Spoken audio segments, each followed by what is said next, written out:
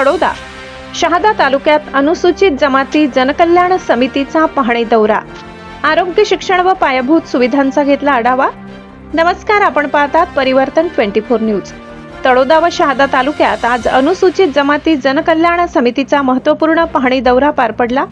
आदिवासी भागातील आरोग्य, शिक्षण व विकास कामांचा प्रत्यक्ष आढावा घेण्यासाठी समिती सदस्यांनी विविध ठिकाणी भेटी देत सखोल चौकशी केली। या दौऱ्यात विधानसभा सदस्य तथा गटप्रमुख आमदार शांताराम मोरे, शहादा विधानसभा मतदारसंघाचे आमदार राजेश पाडवी, आमदार रामदास मसराम, साक्रीचे आमदार मंजुळा गावित, विधान परिषद सदस्य उमा खोपरे यांच्या समितीत समावेश होता। तळोदा तालुक्यातील पाहणी समितीने तळोदा तालुक्यातील ग्रामीण रुग्णालयाला भेट देऊन रुग्णसेवा, डॉक्टर व कर्मचाऱ्यांची उपलब्धता, औषध साठा, उपकरणांची स्थिती यांची तपासणी केली।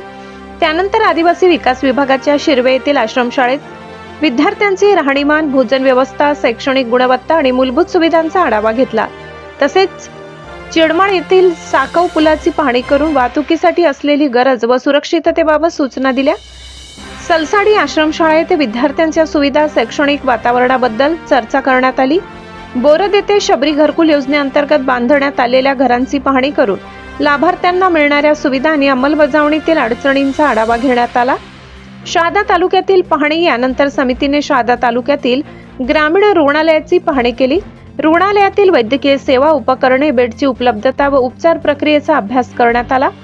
सुलतानपूर येथील एकलव्य मॉडेल आश्रमशाळेत विद्यार्थ्यांसाठी उपलब्ध निवासी, शैक्षणिक व क्रीडा सुविधा तपासण्यात आल्या।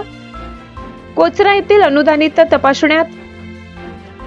येथील अनुदानित आश्रमशाळेला भेट देऊन विद्यार्थ्यांची उपस्थिती, शिक्षकांची संख्या, पायाभूत सुविधा आणि शैक्षणिक दर्जा याची माहिती देण्यात आली। समितीचा उद्देश काय? अनुसूचित जमाती जनकल्याण समिती ही आदिवासी समाजासाठी राबविल्या जाणाऱ्या योजनांची अंमलबजावणी प्रत्यक्ष तपासण्यासाठी कार्य करते। शिक्षण, आरोग्य, निवास, पायाभूत सुविधा, रोजगार, सामाजिक विकासाशी संबंधित योजनांची स्थिती जाणून घेऊन आवश्यक त्या सूचना शासनाला देणे हा समितीचा उद्देश आहे। या दौऱ्यावेळी विधान भवन, मुंबई समितीतील अधिकारी, आदिवासी विकास विभाग, सार्वजनिक आरोग्य विभाग, सार्वजनिक बांधकाम विभाग, महसूल आणि पंचायत समितीचे अधिकारी, कर्मचारी उपस्थित होते। पाहणी दरम्यान समिती सदस्यांनी शाळा व रुग्णालयातील सुविधा, कार्यान्वितांची स्थिती तसेच येणाऱ्या तांत्रिक अडचणींबाबत संबंधित अधिकाऱ्यांकडून माहिती घेतली। आवश्यक सुधारणा करण्याच्या सूचना देत आदिवासी भागातील सेवा अधिक दर्जेदार करण्यावर भर देण्यात आला। हा दौरा आदिवासी भागातील विकास कामांना गती देण्यासाठी महत्त्वपूर्ण ठरणार असल्याचे मत उपस्थितांनी व्यक्त केले।